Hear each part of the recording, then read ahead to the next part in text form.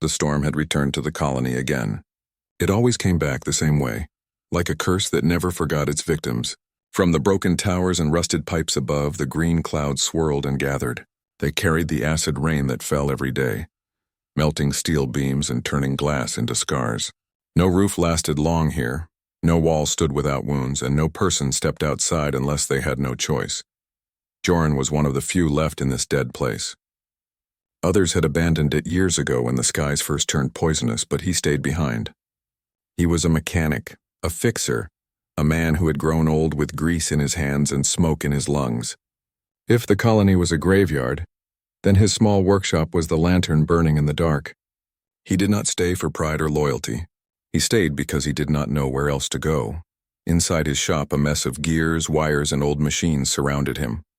He had learned how to make the dead pieces breathe again. An engine here, a pump there, sometimes even an old drone that still obeyed commands. These things gave him food, water, and sometimes batteries in trade with scavengers who visited from safer towns. He never asked for much. He only wanted to keep working, to keep busy, because the silence of the ruins outside could crush a man's spirit faster than the acid rain ever could. That night the storm was stronger than usual. The sky glowed with flashes of chemical light, and the wind carried a sour taste into the shop.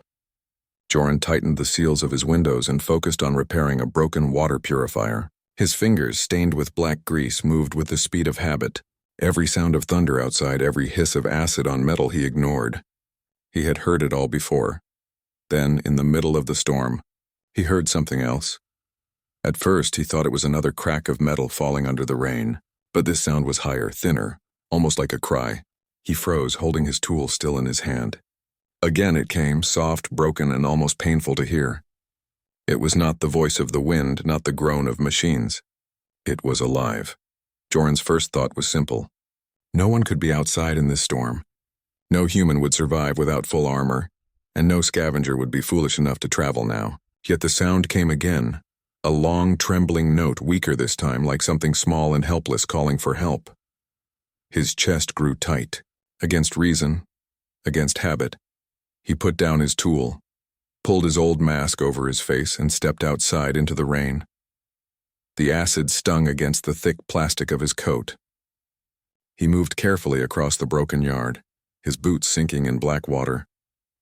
The cry came from the direction of the ruined factory gates. Each step he took, the sound grew clearer, and with it came a strange feeling inside him. It was not fear. It was not anger. It was something older, something he had not felt in years.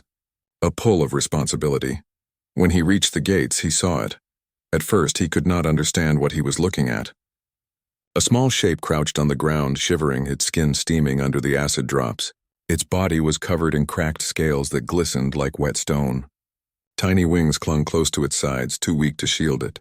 Two golden eyes lifted up at him, wide and desperate. The creature let out another thin cry, one that pierced through the storm and cut into his chest like a knife. Joran stood still, his breath trapped in his mask. The creature looked like a dragon from the old stories, but far smaller, no larger than a hunting dog. Its claws dug into the mud, trying to hold itself steady as the storm burned its skin. The hatchling stepped forward, weak and trembling. Its legs almost gave out under the weight of the rain, but it did not stop. Step by step it dragged itself toward him. The closer it came, the more Joran saw the truth. This was no machine, no trick of the storm. It was alive, and it was dying in front of him. Something inside him broke then. He was a man who fixed things, a man who brought broken machines back to life. Now, for the first time in years, something living had come to him for help. He did not understand why, but it had chosen him. The hatchling let out a final weak cry before collapsing at his boots. Its body shook, its wings twitched, and its eyes closed slowly as if it could no longer fight. Joran looked down at his grease-stained hands. They had always been meant for machines, not for creatures of flesh and blood. Yet as he stared at the hatchling, something stronger than doubt pushed him forward. He bent down, ignoring the sting of the rain on his coat, and carefully lifted the fragile body in his arms. The hatchling was lighter than he expected. Its scales were rough, chipped, and warm under his gloves. As he held it, he felt a faint vibration inside its chest, like a small engine struggling to run. With steady steps, he carried it back through the storm, through the broken yard, and into the safety of his workshop. The moment the door closed and the rain was sealed outside, Silence filled the room again. He placed the hatchling on his work table, clearing away tools and scraps. Its small body curled tight, as if trying to hide from the memory of the storm. Joran removed his mask, breathing the dry, dusty air of the shop, and leaned close. The creature's chest still moved, weak but steady. He did not know what it was or why it had come here. All he knew was simple. He could not let it die. Joran fetched a cloth, water, and a few metal plates he had polished clean. He made a small shelter above the hatchling, shielding it from any drops that might fall from the cracked ceiling. With careful hands, he washed the burns on its wings and wrapped the broken parts in thin sheets of alloy. He had fixed countless broken things in his life, but never something like this. His hands shook, not from fear, but from a strange warmth that grew inside him. Hours passed. The storm outside raged on, but inside the workshop, Joran worked without rest. He whispered softly, not knowing if the creature understood him, but unable to stop himself. "Stay with me, little one. Don't give up now. Not after you came this far." Finally, when his hands were sore and his body heavy with exhaustion, the hatchling stirred. Its eyes opened again, golden light flickering inside them. It looked at him, not with fear, but with trust. Its small body relaxed against the metal surface, and for the first time since he had seen it, the creature gave a soft sound, not a cry, but a low, gentle hum, like a machine purring after repair. Joran leaned back, wiping his brow. For years he had lived in silence, surrounded only by the broken things of the world. Now in his small shop, something new had entered his life, something alive. The storm still thundered outside, but Joran no longer heard it the same way. For the first time in years, he did not feel alone. The storm outside had passed, leaving behind streets slick with green rainwater and broken pieces of metal. The colony seemed quieter now, but the air smelled of acid and smoke. Joran sat beside the hatchling, his grease-stained fingers gently brushing its cracked scales. The creature had not moved much since the night, yet its golden eyes followed him everywhere, bright and full of life. Joran had never seen anything like it. In all the old stories he had read as a child, dragons were creatures of fire and sky. But this little being was different. Its body was small, fragile, and covered in rough scales, some chipped and others glowing faintly with a strange warmth. When he touched it, he felt vibrations as if the hatchling was alive in ways beyond his understanding. He studied it closely. Its wings were thin and weak, a delicate membrane stretched over tiny bones, but he could see the potential for flight. Its tail twitched occasionally like a signal or a heartbeat, and when he whispered, even though the hatchling made no sound he could understand, it turned its head toward him. The connection was there, simple and undeniable. Joran moved carefully. He cleaned a small area of the workbench and placed the hatchling on a soft mat he had made from scraps of old insulation. He fetched water in a shallow dish and some protein paste he had kept for emergencies. The hatchling sniffed, then lapped the food slowly, its tiny tongue wet and delicate. For hours, Joran watched. It was alive, it was hungry, and it was trusting him. That trust settled deep in his chest. By morning, the sun tried to pierce the thick clouds, though it only managed to turn the green sky a dull yellow. Joran had thought of calling someone for help, but no one came to this part of the colony anymore. The colony had been abandoned in waves.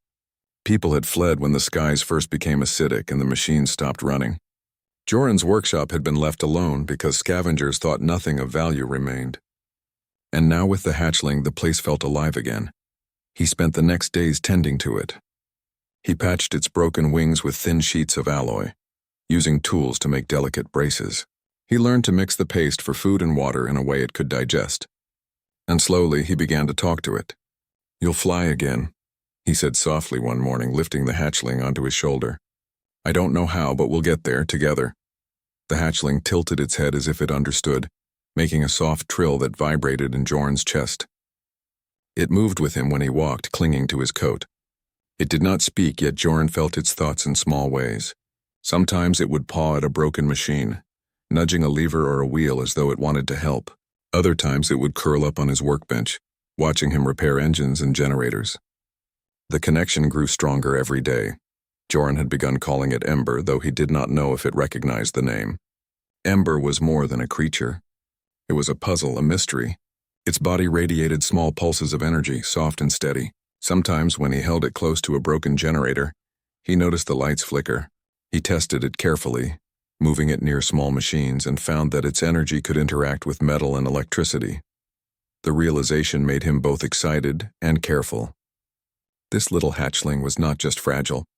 It was powerful, and power drew attention. The first warning came in the form of shadows moving across the edges of the colony. One evening, as Joran repaired a pump outside the workshop, he noticed figures on the distant rooftops. He froze. They were not human scavengers. These shapes were larger, armored, and moved with precise, coordinated motions. Something about them did not feel natural. They were hunters, not wanderers. He ran back inside and closed the doors, sealing them as best he could. Ember was awake, sensing the tension. Its small body shivered, wings folding tightly against its sides. Joran held it close, whispering reassurance. He did not know what the hunters wanted, but his instincts told him they were after Ember. He looked at the small creature in his arms and made a silent promise. Whatever came, he would not let them take it. Days passed, and the presence of the hunters grew. Small drones scouted the colony, their lights cutting through the thin mist. They were searching, probing, analyzing every corner. Joran reinforced his workshop, rigging doors with old locks and traps. He moved silently through the ruins, avoiding any signs that might attract attention. He scavenged materials from abandoned buildings, collecting metal plates, old wires, and parts that could be repurposed for defense. Meanwhile, Ember grew stronger. Its wings stretched, its claws sharpened, and its energy pulses became more pronounced. Sometimes, when it became excited, sparks of light danced along its scales. Joran realized it was learning, responding to his presence and to his actions. He taught it simple things: how to balance on his shoulder, how to reach food, and how to move with care. One night, after weeks of storms and hiding, Joran stepped outside to observe the colony. The sky was clearer, but the air still smelled of acid. He held Ember close and looked across the ruins. The hunters had left their drones in the distance, waiting. They were patient, intelligent, and dangerous. But Joran felt no fear. He had Ember, and Ember had him. Together, they could survive. The bond between human and hatchling deepened each day. Joran began to notice small gestures of intelligence in Ember. It would nudge tools he needed closer to him. It would avoid broken glass and acid puddles without being told. It recognized patterns in the rain, reacting to the sounds and smells before Joran did. For a creature so small, it showed cleverness that impressed him. He thought about the old stories again, of dragons as guardians and symbols of strength. Ember was nothing like the legends, yet it had the same spark. It could be the last of its kind, he realized. Perhaps that is why the hunters sought it. Perhaps Ember held something greater than he could imagine. One morning, while Joran was fixing a rusted generator, Ember suddenly lifted its head, ears pointed, and gave a sharp trill. Joran looked up and saw movement on the horizon. A larger figure approached, not walking like a human, but floating slightly above the ground, supported by strange technology. Behind it, smaller machines scuttled and scanned the area. Joran felt a surge of adrenaline. He did not panic, but he did act quickly. He grabbed Ember and moved to the hidden corner of the workshop. He activated the traps he had set days ago. Alarms made from old circuits, nets rigged to spring from the ceiling, and lights designed to confuse the sensors. The hunters would be clever, but he had prepared. Ember sensed it too. It flapped its tiny wings and emitted a low hum, vibrating with energy. Joran held it tightly, feeling the pulse of its power. For a moment, he imagined what the world could be if they survived together. Perhaps humans were not the strongest in the galaxy. Perhaps not. But ingenuity, courage, and determination, these were things no hunter could take away. The intruders moved closer, their machines scanning, probing. Joran waited, silent, tense, and ready. He had no weapons except his traps, his mind, and Ember's growing power. The storm clouds had passed, but a different storm was about to begin. A storm of survival, trust, and human determination. Joran whispered to Ember, his voice low and steady. "Whatever comes, little one, we face it together. You and I, we survive. We fight and we learn. Do you understand?" Ember blinked slowly, curling slightly in his hands, but there was no doubt in its golden eyes. It understood. It trusted him.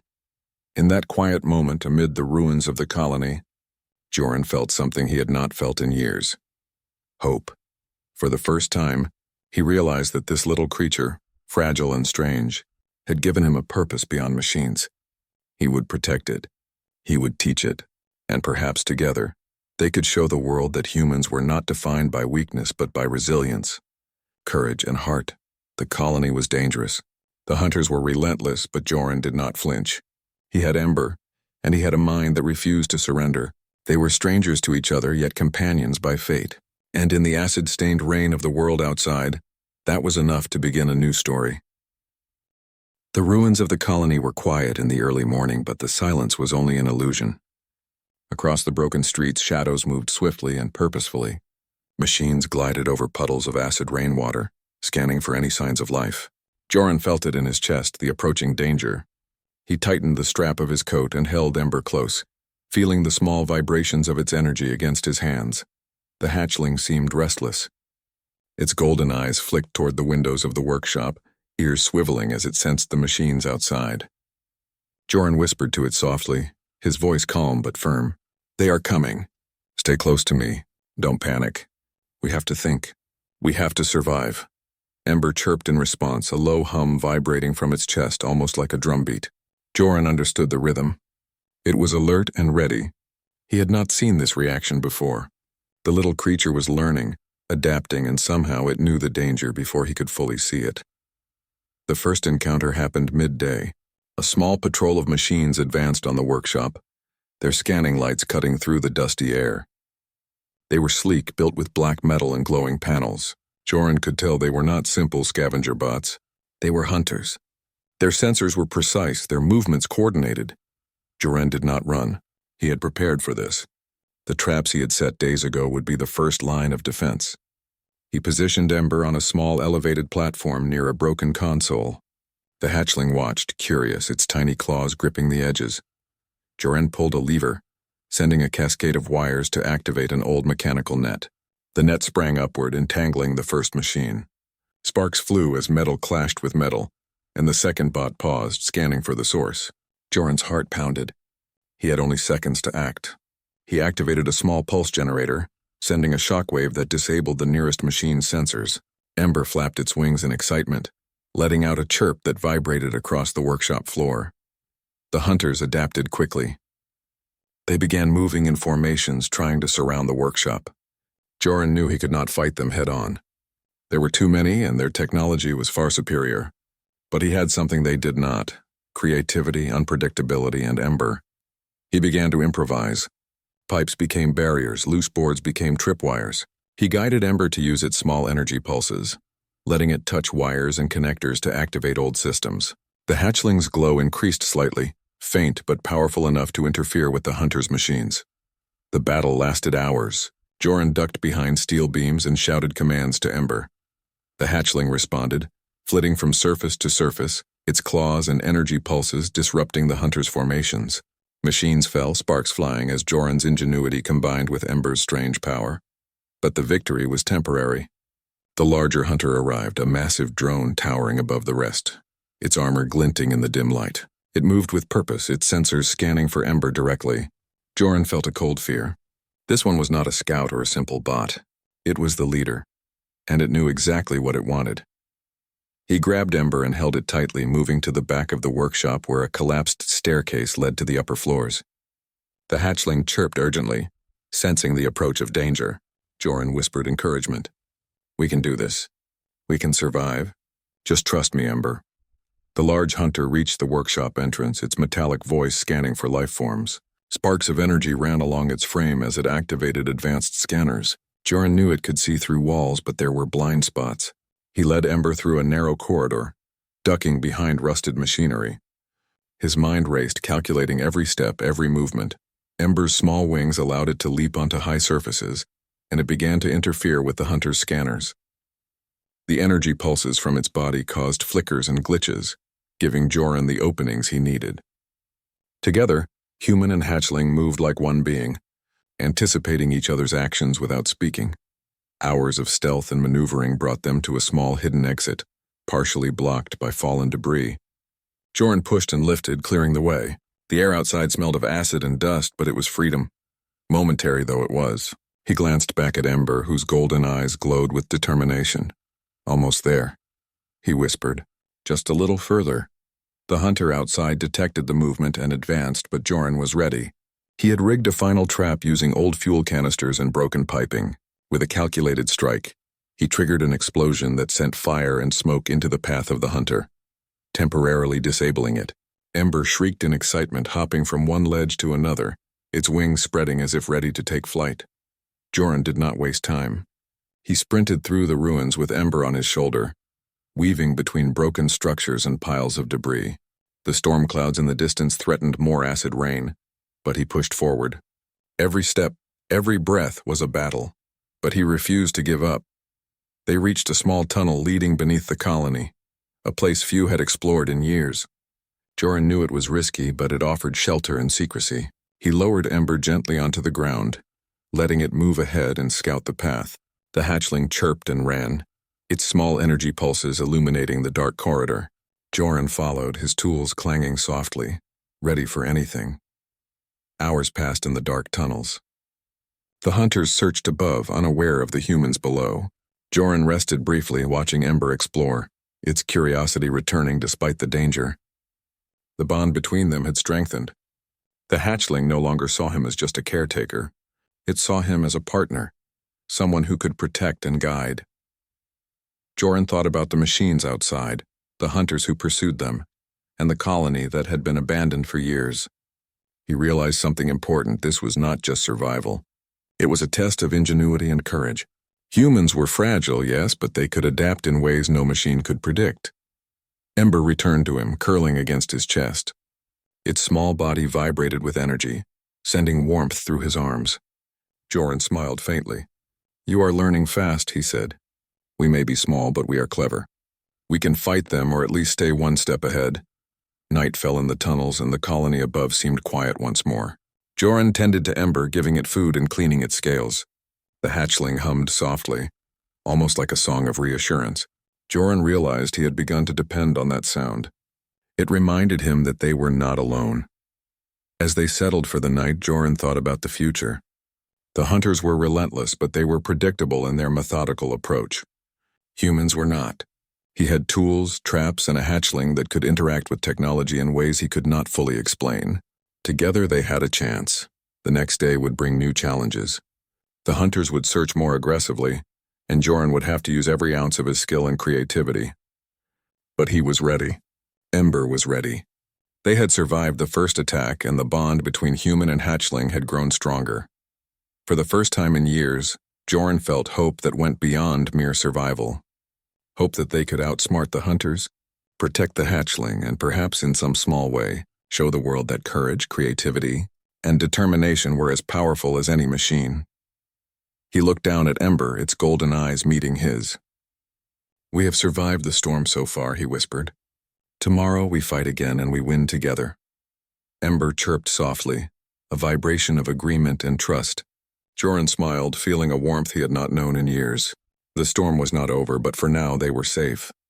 Together, human and hatchling were stronger than any hunter, stronger than any danger the colony could send. In the dark tunnels beneath the abandoned colony, surrounded by shadows and silence, Joran realized that the real battle had only just begun. But with Ember by his side, he felt ready to face anything the world could throw at them. The morning light filtered through cracks in the ceiling of the tunnels, green from the remaining clouds above. Joran rose slowly, his body stiff from the hours spent in hiding. Ember stirred beside him, stretching its small wings and blinking its golden eyes in the dim light. Joran smiled faintly. They had survived the night. Outside, the colony seemed quiet, but he knew better. The hunters were still out there searching systematically. They were patient, relentless, and intelligent. But Joran had a plan, and more importantly, he had Ember. Together they had survived before, and now he would prepare them for what was coming next. Joran had spent hours examining Ember's strange energy. He had noticed that when the hatchling's body touched machines, lights flickered, motors hummed, and circuits seemed to respond. It was as if Ember could connect to metal and electricity, not by thought but by instinct. The realization struck him. This little creature was not just fragile, it was powerful, and it could be used to their advantage. He began to teach Ember. First, he used small generators and broken circuits in the tunnels. When Ember touched them, they activated. He encouraged the hatchling to repeat the actions, rewarding it with food and gentle touches. Slowly, Ember learned to focus its energy, sending pulses deliberately to power machines or cause small disruptions. By midday, Joran felt confident that Ember could be more than a companion. It could be a weapon, yes, but also a shield. Its energy could interfere with the hunters' technology, giving them openings to escape or fight back. The bond between human and hatchling had grown stronger. They were no longer just protector and protected. They were partners. As they prepared, Joran made a careful observation. The tunnels beneath the colony led to an old control hub, a place once used to manage power grids and machinery across the settlement. It had been abandoned for decades, but if he could reactivate it with Ember's energy, he could control parts of the colony from below, setting traps, opening paths, and even blocking hunters' access. It was risky. The tunnels were narrow, the machines unstable, and the hunters were likely aware of these passages. But Joran did not hesitate. He lifted Ember onto his shoulder and moved cautiously through the dark corridors, using small lights to illuminate the way. Ember chirped softly, guiding him with instinct. They reached the control hub. Rust covered every panel, dust filled every crack, and the ceiling threatened to collapse in places. But Joran's eyes shone with determination. He ran to the main console and began cleaning it, connecting wires and examining the old systems. Ember climbed onto the panels, touching the circuits with its small claws. Sparks flew as its energy flowed through the broken systems. The lights flickered, then steadied. For the first time in years, the control hub hummed with life. Machines in the distance began to respond. Doors opened and closed. Lights blinked in patterns. Joran smiled. With Ember's help, he had turned a derelict building into a command center. They could see the colony, monitor movements, and defend themselves if the hunters returned. The sound of movement outside made Joran's stomach tighten. The hunters had found the tunnels. Their footsteps echoed, metallic and precise. Joran whispered to Ember, "They are coming. Stay ready. Follow my lead." The hatchling chirped, vibrating softly. It was ready. The first wave entered the tunnels. Joran activated a series of traps, swinging metal bars, triggering falling debris, and using old smoke generators to obscure the path. Ember used its energy, sending pulses that made the hunters' sensors glitch and flicker. Machines collided, sparks flew, and the hunters paused, confused by the unexpected resistance. But the leader drone approached. Massive, armored, and relentless, it moved with purpose. Joran knew he could not fight it head-on. He needed a plan.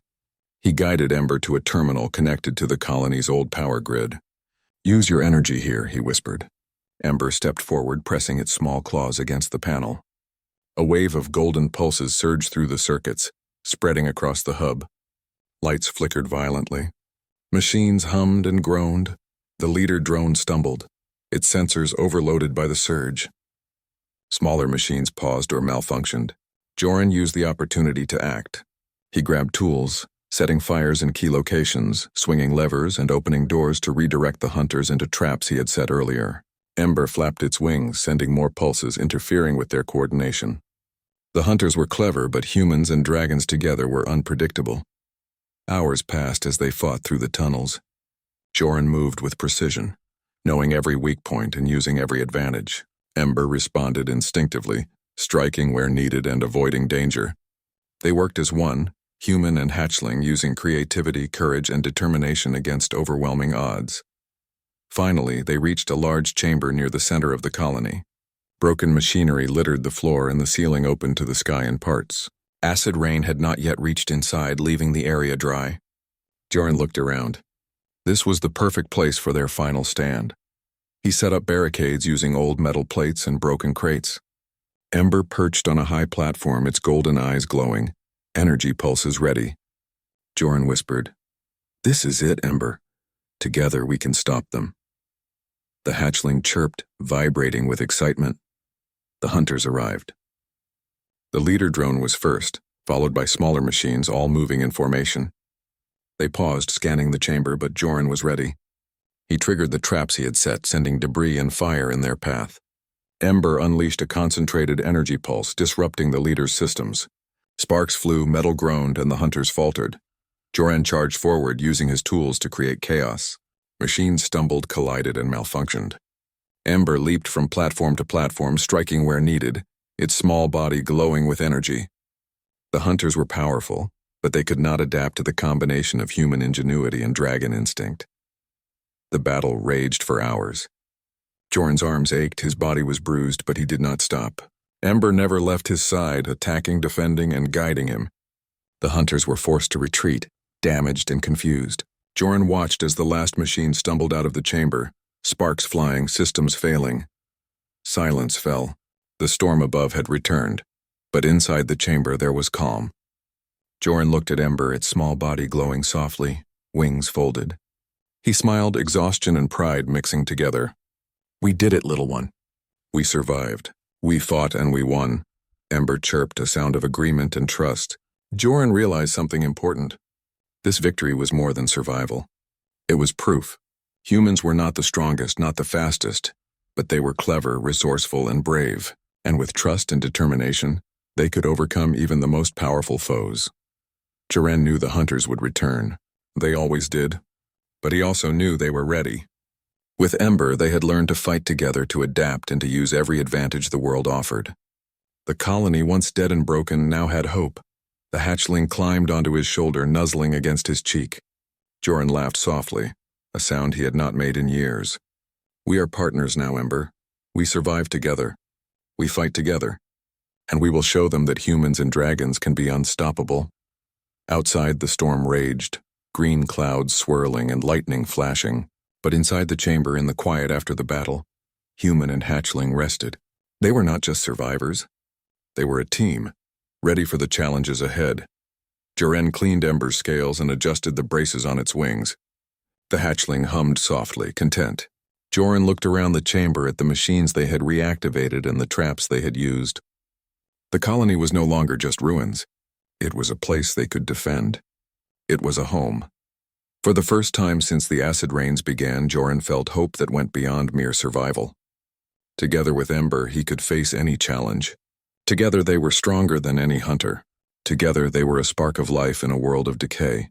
The storm continued above, but Jorn and Ember were ready. They had survived the hunter's attack, discovered their strength, and prepared for the final challenge.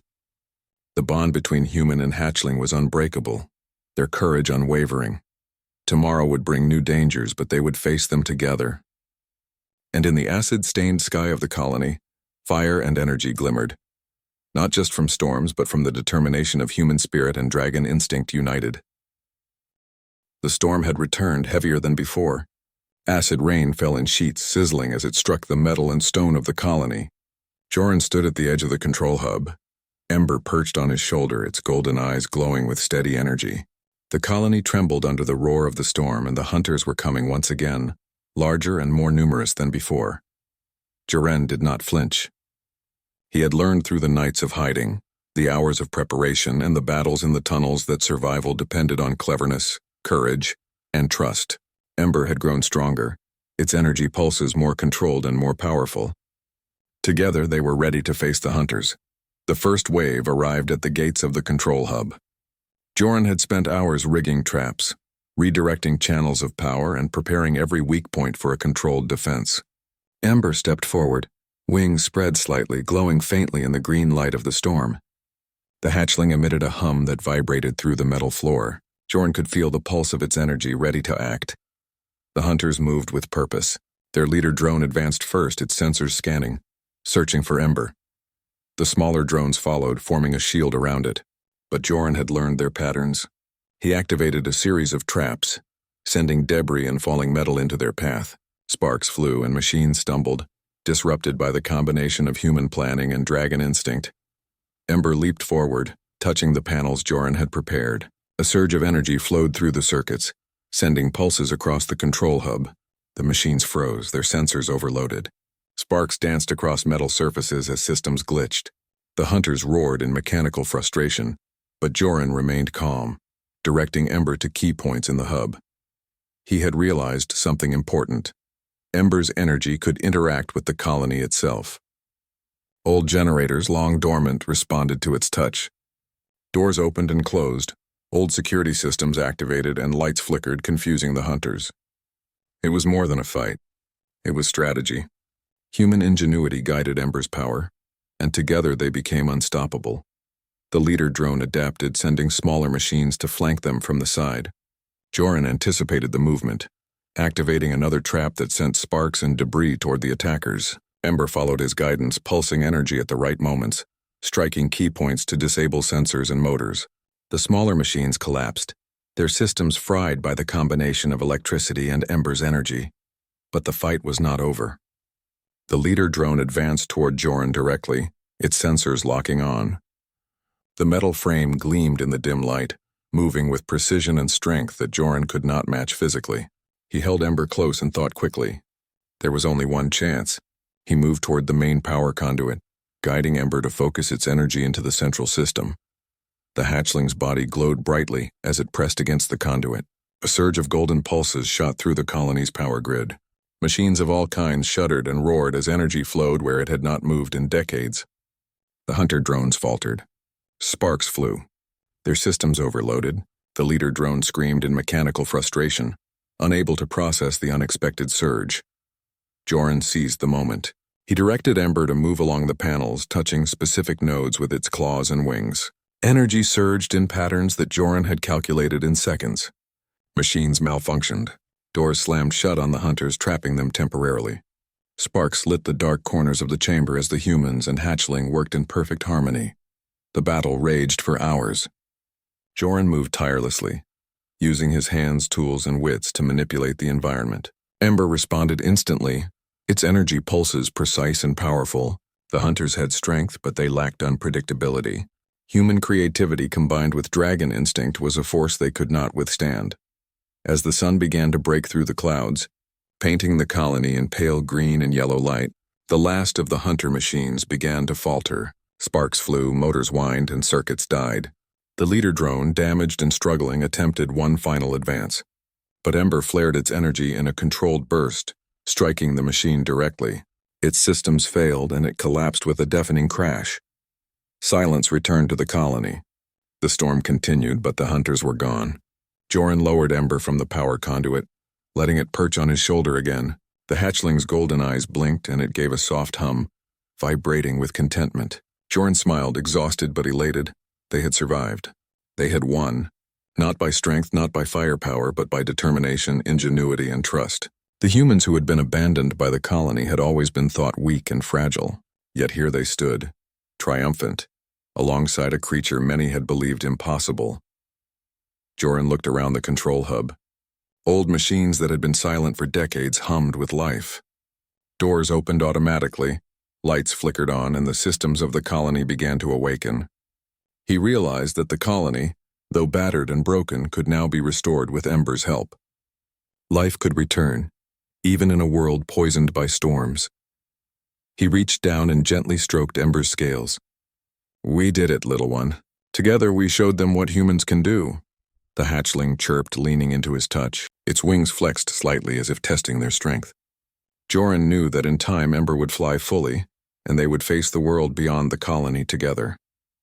As the storm began to ease, Joran walked through the ruins, carrying Ember in his arms. The streets were still broken, the buildings scarred, but the colony felt alive in a way it had not in decades. Machines hummed, lights flickered, and in the distance, small signs of life moved cautiously, encouraged by the renewed energy. Joran knew they were not alone. Humans and other creatures might return, drawn by the signals of the revived colony, and when they did, they would see what a human and a dragon could achieve together. Ember was more than a hatchling. It was a symbol of hope, a spark of life, and proof that courage and ingenuity could overcome any obstacle. He paused on a high platform, looking at the horizon. The sky was still green and heavy with clouds, but the sun was beginning to shine through in streaks. The acid rain would come again. Storms would follow, and dangers would continue to threaten. But Joran felt ready. Ember was growing, learning, and adapting, and together they were stronger than any machine, any storm, or any hunter. The hatchling chirped again, leaning into Joran's chest. He laughed softly, a sound that had not escaped him for years. "We are partners now," he said. "Humans and dragons side by side. We survive together. We fight together, and we rise together." He realized something important in that moment.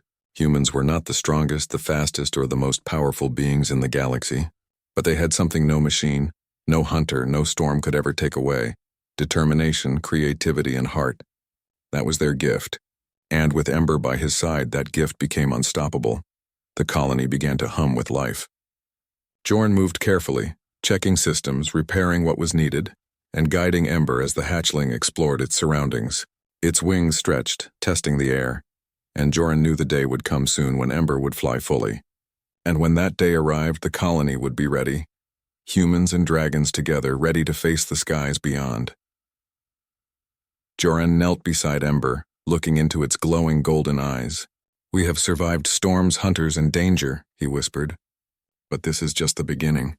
There is more ahead, more to learn, more to protect, and we will face it all together." Ember responded with a soft hum, vibrating with energy and trust. Jorn understood perfectly. They were no longer alone. They were not just survivors. They were a team, a force that had turned despair into hope, weakness into strength. The sun rose higher in the sky, piercing the green clouds with light. The acid rain had stopped for now.